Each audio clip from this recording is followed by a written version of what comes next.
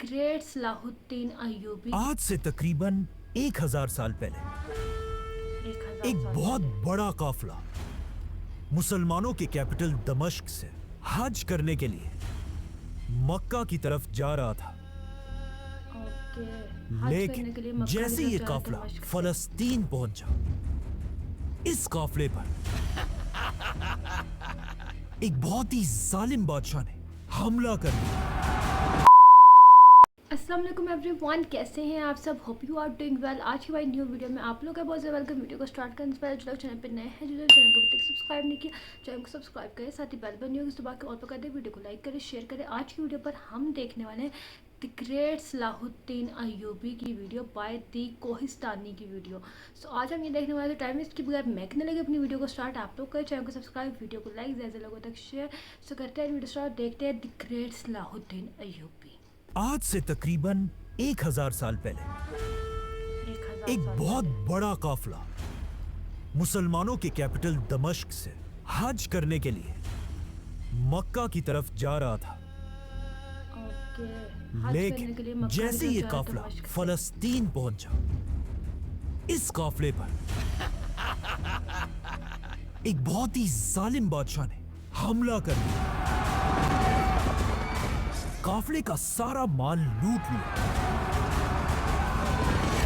और काफिले के लोगों को टॉर्चर करने लगा, यहां तक कि उसने औरतों को भी नहीं छोड़ा।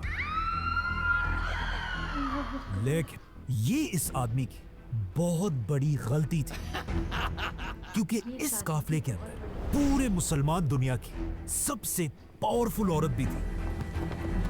एक आदमी ये खबर सबसे लेकर powerful वापस औरत दमिश्क है। पहुंचा और दमिश्क पहुंचते ही वो सीधा बादशाह के दरबार पहुंचा और उसने बादशाह को बताया कि किस तरह इस जालिम आदमी ने आपकी बहन और मुसलमानों पर जुल्म किए हैं। इस औरत का भाई कोई आम आदमी नहीं था, बल्कि वो पूरी मुसलमान दुनिया का सबसे बड़ा बादशाह था और उसका नाम था सुल्तान सलाहुद्दीन अय्यूबी। Ayyubi, okay. और यहां से सलाहुद्दीन अय्यूबी ने फलस्तीन को दोबारा फतह करने की तैयारी शुरू की। और कहा जाता है हमले से पहले सलाहुद्दीन फलस्तीन की हिस्ट्री को गौर से पढ़ने लगा। बट वेट, फलस्तीन को तो इससे पहले ही हजरत उमर ने फतह कर लिया था, तो फिर आखिर फलस्तीन मुसलमानों के हाथ से निकला कैसे? फलस्तीन जेरूसलम का इस्लाम के साथ बहुत ही गहरा रिश्ता है, क्योंकि फलस्तीन वो इलाका है जहां अल्लाह ने अपने सबसे ज्यादा पैगंबर भेजे। इब्राहीम अलैहिस्सलाम, दाऊद अलैहिस्सलाम और ईसा अलैहिस्सलाम ईसा अलैहि जैसे पैगंबर। और फलस्तीन के अंदर जेरूसलम वो शहर है जिसे दुनिया के 3 बड़े रिलीजन्स अपनी होली सिटी समझते हैं। बल्कि आज से 1400 साल पहले जब रसूलुल्लाह सल्लल्लाहु अलैहि वसल्लम मक्का में थे, अल्लाह ने उन्हें एक ही रात में मक्का से जेरूसलम पहुंचाया, जहां उन्होंने बैतुल मक़दस में खड़े होकर अपने से पहले आने वाले सारे पैगंबरों की इमामत की। जिसके बाद यहीं से आप सल्लल्लाहु अलैहि वसल्लम ने एक ही रात में आसमानों का सफर किया। लेकिन जब तक आप सल्लल्लाहु अलैहि वसल्लम दुनिया में थे, मुसलमान कभी भी जेरूसलम तक नहीं पहुंच सके। ओके। उस जमाने के फलस्तीन पर एक बहुत बड़ी सुपर पावर का राज था, द ग्रेट रोमन एम्पायर। लेकिन आप सल्लल्लाहु अलैहि वसल्लम ने अपनी जिंदगी में मुसलमानों को पहले ये बता दिया था कि एक दिन मुसलमान पैगंबरों के शहर जेरूसलम को जरूर फतह करेंगे। और बिल्कुल ऐसा ही हुआ। आप सल्लल्लाहु अलैहि वसल्लम के बाद पहले खलीफा अबू बकर रज़ियल्लाहु अन्हु ने रोमन एम्पायर पर हमला कर दिया, जिसके बाद दूसरे खलीफा उमर बिन खत्ताब रज़ियल्लाहु अन्हु ने रोमन और पर्शियन एम्पायर को क्रश कर दिया और मुसलमानों की फौजें सीधा फुल स्पीड जेरूसलम के पास पहुंची और जेरूसलम को हर तरफ से घेर लिया। यह देखकर जेरूसलम का लीडर रोमन एम्पायर के बादशाह से मदद की भीख मांगने लगा। लेकिन हजरत उमर ने रोमन एम्पायर की कमर ऐसे तोड़ी थी कि रोमन एम्पायर के बादशाह ने जेरूसलम की कोई मदद नहीं की। यह देखकर जेरूसलम के लीडर ने ऐलान किया कि अगर खलीफा उमर खुद मेरे पास आएगा तो मैं जेरूसलम बगैर किसी जंग के मुसलमानों के सामने सरेंडर कर दूंगा। खत्ताब को तो कहते हैं। जब हजरत उमर को मदीना में इस बात का पता चला, उन्होंने फौरन मदीना में हजरत अली को अपनी जगह मुसलमानों का लीडर बनाया और खुद जेरूसलम की तरफ रवाना हुए। जेरूसलम के लीडर ने हजरत उमर की सादगी को उन्हें लगा था देखकर कि जेरूसलम पता नहीं उनके उमर सामने अरब का सरेंडर कर खलीफा दिया। आ रहा है तो किस तरह क्या इस तरह personality खलीफा होगी। उमर रज़ियल्लाहु और अन्हु बिल्कुल मुसलमानों को सादगी लेकर में थे वो। पहली बार एक कतरा भी खून का बहाए बगैर पैगंबरों के शहर जेरूसलम एंटर हुए, जिसके बाद हजरत उमर जेरूसलम के अंदर बैतुल मकदस पहुंचे। बैतुल मकदस वही जगह थी जहां इससे हजारों साल पहले सुलेमान अलैहिस्सलाम ने एक बहुत बड़ी मस्जिद बनाई थी, जिसे उसके बाद 2 दफा बहुत ही बुरी तरह तबाह कर दिया गया था। और अब जब खलीफा उमर वहां पहुंचे, वहां कोई भी मस्जिद नहीं थी, बल्कि उसे एक कचरे का ढेर बनाया हुआ था। इसीलिए सबसे पहले हजरत उमर ने यह जगह साफ कराई और फिर यहाँ लकड़ियों से एक छोटी सी सिंपल मस्जिद बनाई। हजरत बिलाल रज़ियल्लाहु अन्हु ने अजान दी और मुसलमानों ने यहाँ पहली बार नमाज पढ़ी। हजरत उमर की ये छोटी सी मस्जिद आज एक बहुत ग्रैंड मस्जिद है, जिसे मस्जिद अल अक्सा कहा जाता है। हजरत उमर के बाद मुसलमानों के नए खलीफा हजरत उस्मान बने, जिन्होंने जेरूसलम शहर को और भी डेवलप किया। यहाँ बड़े बड़े कुएं बनाए और नई सड़कें बनाई। और हजरत उस्मान के दौर में फलस्तीन और इस सारे इलाके के गवर्नर का नाम मुआविया रज़ियल्लाहु अन्हु था। हजरत उस्मान के बाद मदीना के सारे मुसलमानों ने अपना नया खलीफा हजरत अली रज़ियल्लाहु अन्हु को बनाया। हजरत अली की हुकूमत पूरे खिलाफत में फैल गई, सिवाय एक इलाके के, शाम, जिसमें फलस्तीन भी शामिल था, क्योंकि यहाँ के गवर्नर मुआविया रज़ियल्लाहु अन्हु ने खलीफा अली रज़ियल्लाहु अन्हु के हाथ पर बैत नहीं की थी। और यहाँ से इस्लाम की पहली सिविल वॉर शुरू हुई, जिसके बाद हजरत अली की पूरी खिलाफत में फलस्तीन उनके कंट्रोल से बाहर रहा। हजरत अली के बाद मुसलमानों ने अपना नया खलीफा हजरत हसन रज़ियल्लाहु अन्हु को बनाया। लेकिन जैसे ही हजरत हसन यहाँ खलीफा बने, वहां मुआविया रज़ियल्लाहु अन्हु ने अपनी खिलाफत की बैत लेना शुरू की।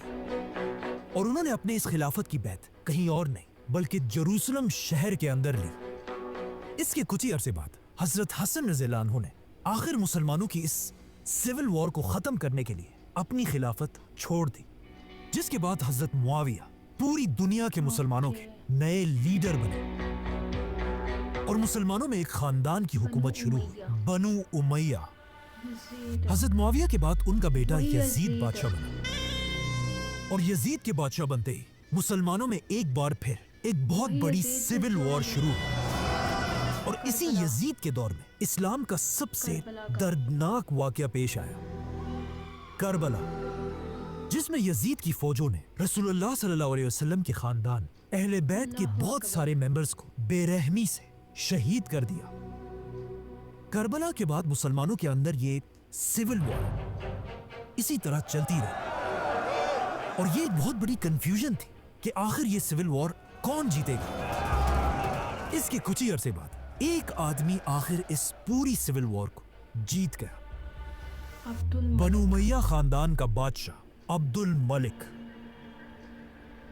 आज बहुत सारे लोग इस अब्दुल मलिक को नहीं जानते, लेकिन अब्दुल मलिक उस जमाने में एक बहुत ही ताकतवर बादशाह था, जिसने बादशाह बनने के बाद जेरूसलम के शहर में एक बहुत ही फेमस बिल्डिंग बनाई, जो आज तक अपनी जगह पर खड़ी है। और ये आज तक दुनिया की सबसे मशहूर बिल्डिंग्स में से एक है, the Dome of the Rock. ये building, Dome of the Rock, पहली इस्लामिक बिल्डिंग थी जिसके ऊपर ऐसा गोल गुंबद डोम बनाया गया था। और यहीं से, इसी बिल्डिंग से मुसलमानों में एक ऐसा ट्रेंड शुरू हुआ जो आज तक चला आ रहा है कि ऑलमोस्ट सारी मस्जिदों पर इसी तरह डोम्स बनाए जाते हैं। फैसल मस्जिद।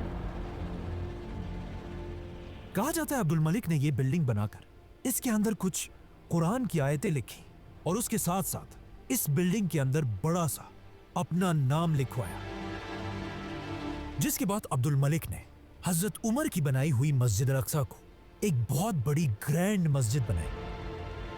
फलस्तीन इसके बाद आने वाले कई सालों तक इसी तरह बनु उमैया खानदान के कंट्रोल में रहा, लेकिन आखिर उमैया खानदान को चैलेंज करने के लिए एक नया खानदान खड़ा हुआ, जिन्होंने तेजी से पूरी उमैया खिलाफत को खत्म कर दिया और इसी तरह मुसलमानों में एक नई खिलाफत बनी, अब्बासी खिलाफत,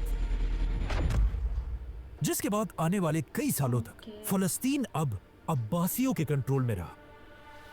लेकिन जैसे कि हमेशा होता है, आहिस्ता आहिस्ता अब्बासी खिलाफत की ताकत टूटने लगी और अब्बासी खिलाफत का कंट्रोल कमजोर होने लगा। इसीलिए आहिस्ता आहिस्ता अब्बासी खिलाफत टूटने लगी और आखिर मुसलमानों की यह खिलाफत कई छोटे छोटे टुकड़ों में बट गई। अब यहां से कहानी थोड़ी मुश्किल होने वाली है।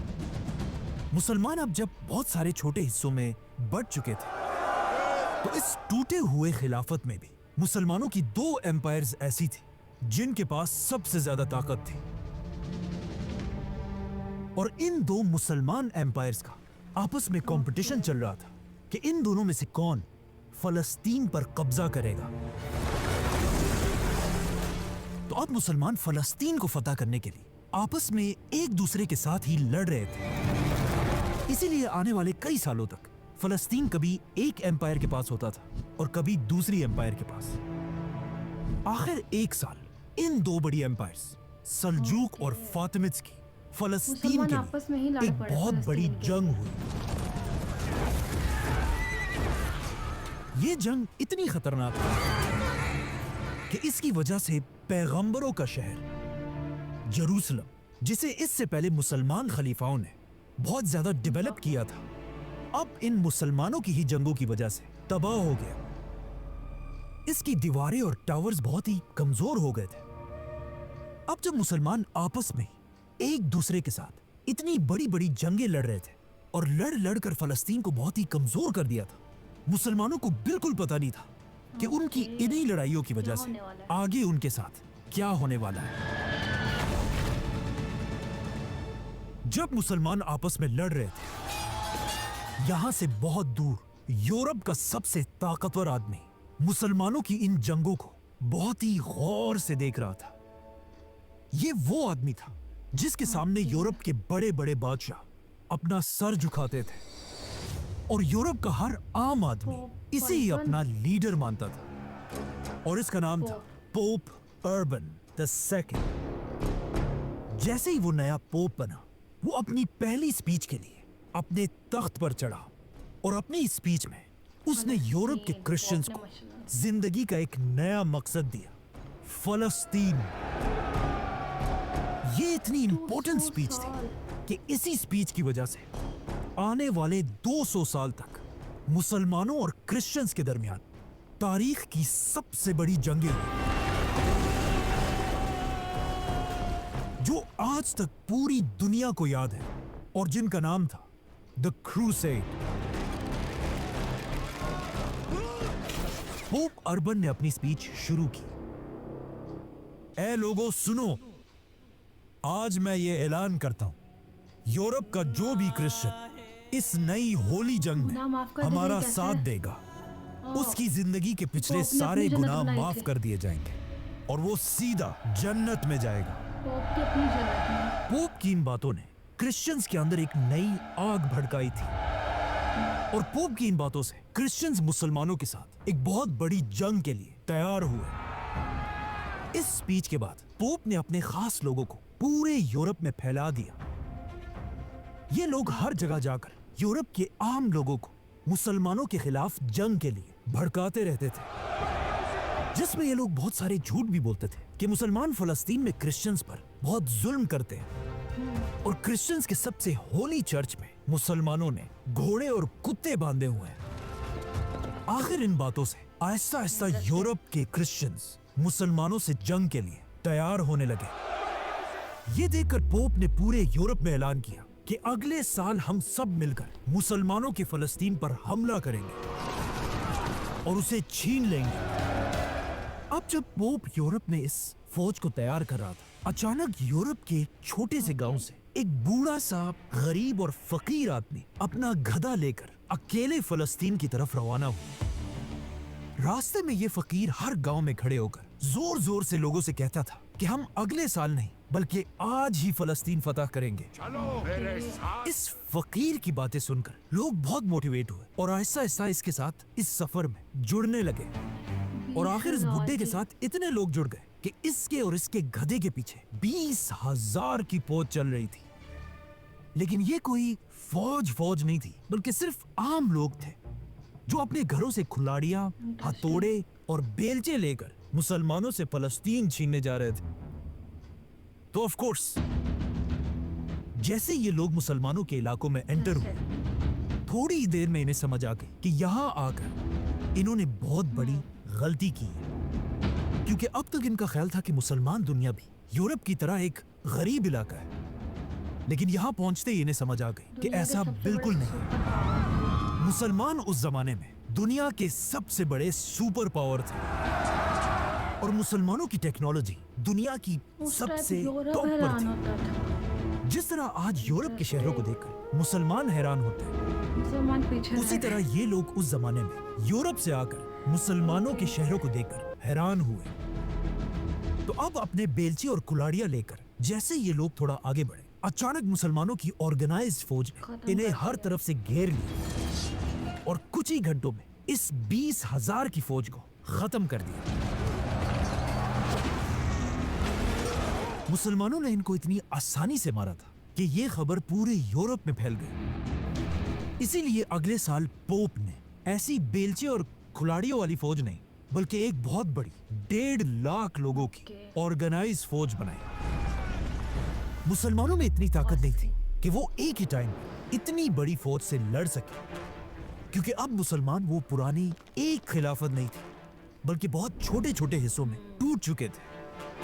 इसीलिए ये फौज यूरोप से रवाना हुई और आहिस्ता आहिस्ता मुसलमानों को मारते हुए फलस्तीन की तरफ बढ़ती गई और तेजी से फलस्तीन के ये सारे इलाके फतह कर लिए।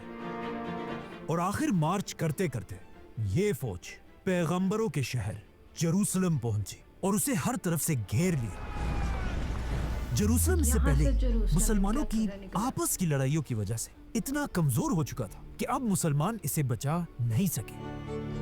और कुछ ही देर में जैसे ये फौज एंटर हुई, उन्होंने सीधा सबसे पहले एक मैसेंजर यूरोप अपने पोप की तरफ भेजा।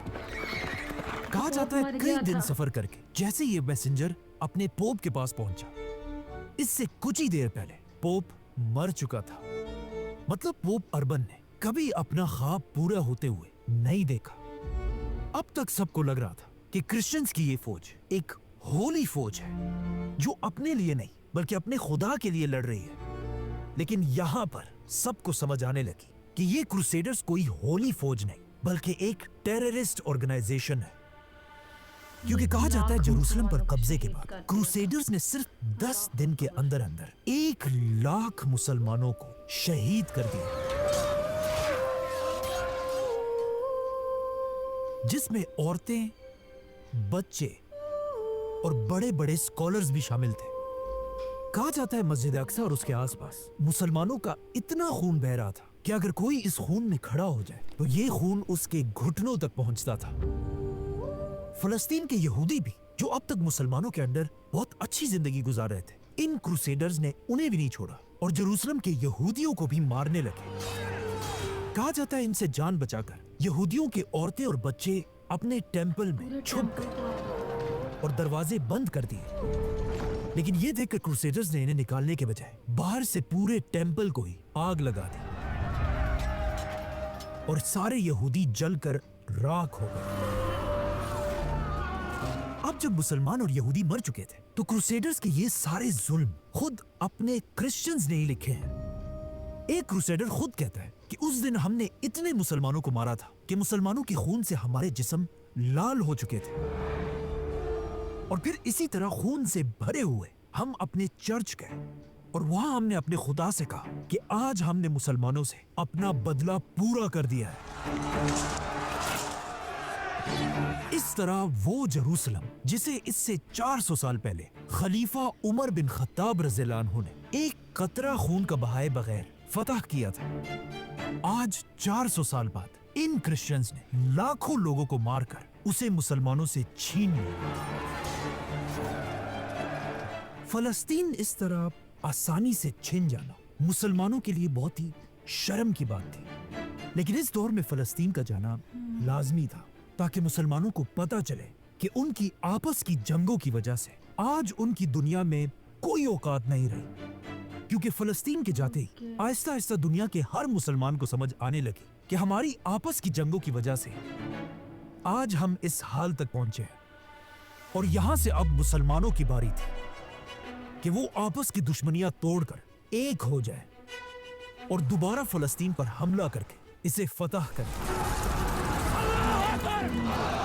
और ऐसा ही हुआ। यहां से मुसलमानों के सबसे बड़े लीडर्स में से एक सलाहुद्दीन अयूबी का वक्त शुरू होता है। लेकिन वेट, सलाहुद्दीन वो अकेला आदमी नहीं था जिसने जेरूसलम को दोबारा फतह करने की कोशिश की थी, बल्कि सलाहुद्दीन अयूबी से पहले भी कुछ बादशाह ऐसे थे जो फलस्तीन के लिए इन क्रूसेडर से लड़े थे। यहां से कहानी में एक बहुत बड़ा ट्विस्ट आता है। जैसे ही क्रूसेडर्स ने जेरूसलम पर कब्जा किया, उसके बाद जो भी मुसलमान लीडर फलस्तीन के लिए आवाज उठाता था, अचानक वो गायब हो जाता था या उसे मार दिया जाता था। इसीलिए अचानक मुसलमान दुनिया में बड़े बड़े जनरल्स और लीडर्स बिल्कुल खामोशी से कत्ल होने लगे। किसी को समझ नहीं आ रही थी कि आखिर ये हो क्या रहा है और ये कर कौन रहा है। लेकिन चाहे जितना भी बड़ा आदमी हो, उसे आसानी से मार दिया जाता था। तो अब क्वेश्चन ये है, आखिर ये लोग थे कौन? इन लोगों को जाना जाता था इनके बहुत ही यूनिक नाम से, अल हशाशून, जिन्हें इंग्लिश में कहा जाता था द असैसिन्स। ये ऐसे ट्रेन्ड वॉरियर्स थे कि इनके लिए कहीं भी किसी को भी मारना कोई मसला नहीं था, चाहे वो जितना भी बड़ा आदमी क्यों ना हो। इन्हें बस अपने लीडर के एक इशारे का इंतजार होता था, और इनका ये नाम हशाशीन, हशीश से निकला था, जो एक बहुत ही फेमस नशा है। और इन्हें ये इसलिए कहा जाता था क्योंकि जब भी ये अपने टारगेट पर हमला करते थे, उससे पहले इन्होंने बहुत ज्यादा हशीश का नशा किया होता था। और कहा जाता है अपने टारगेट को मारते ही ये सब अपने हेडक्वार्टर में जमा होते थे, और फिर वहां एक बहुत बड़ी हशीश पार्टी होती थी।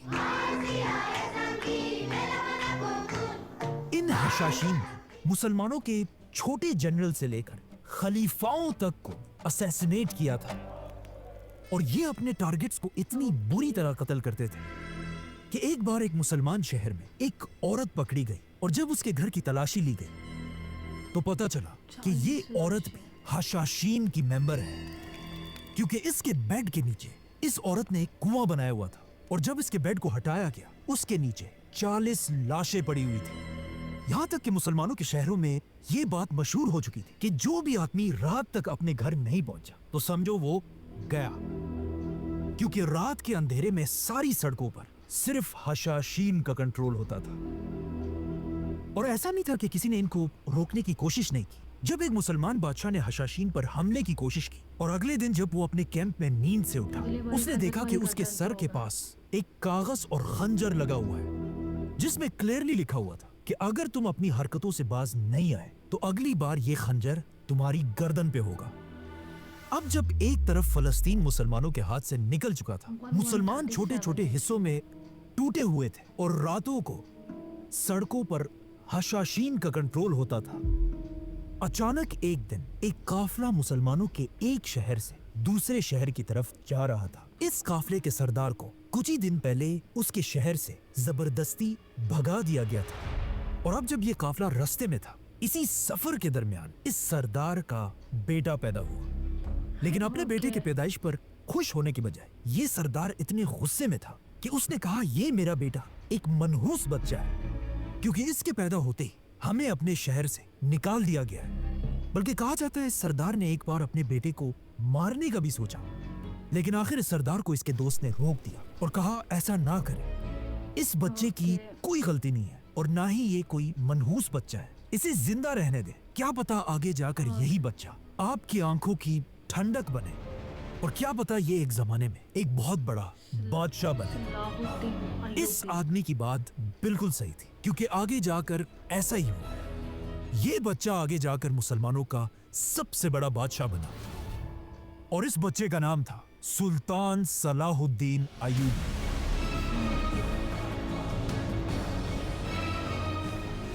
इसी तरह ये काफिला आगे बढ़ता रहा और आखिर एक नए इलाके में एंटर हुआ और इस नए इलाके पर जंगियों का राज था और उसी नई एम्पायर में आहिस्ता आहिस्ता सलाहुद्दीन बड़ा होता गया। सलाहुद्दीन जब बड़ा हो रहा था, मुसलमान दुनिया कमजोर तो थी, लेकिन अब भी दुनिया में इस्लाम का गोल्डन एज चल रहा था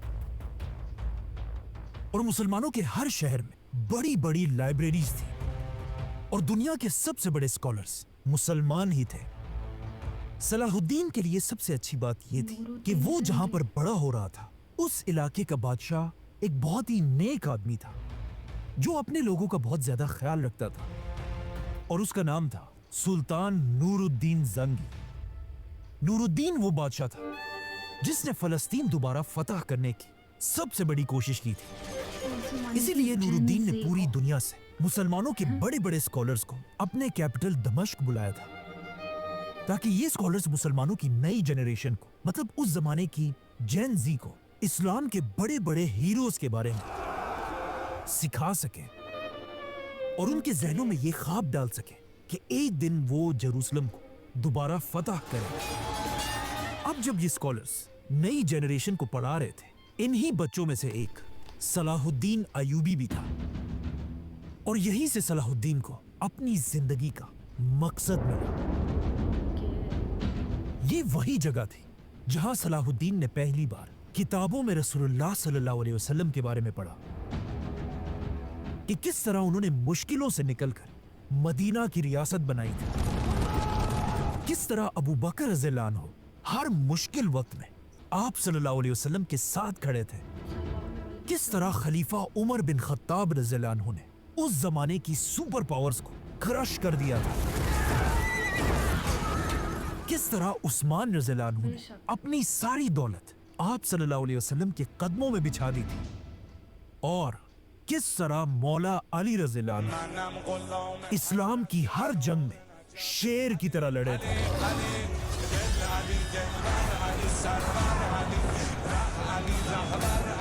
और कहा जाता है पढ़ने लिखने के साथ साथ सलाहुद्दीन बचपन से घोड़े और तलवार चलाने की भी ट्रेनिंग ले रहे थे और तलवार की ये ट्रेनिंग वो किसी और से नहीं बल्कि अपने ही चचा शिरकू से लेता था। सलाहुद्दीन का ये चचा शिरकू कोई आम आदमी नहीं बल्कि उस जमाने के सबसे बड़े बादशाह नूरुद्दीन जंगी का एक बहुत बड़ा और खास जनरल था।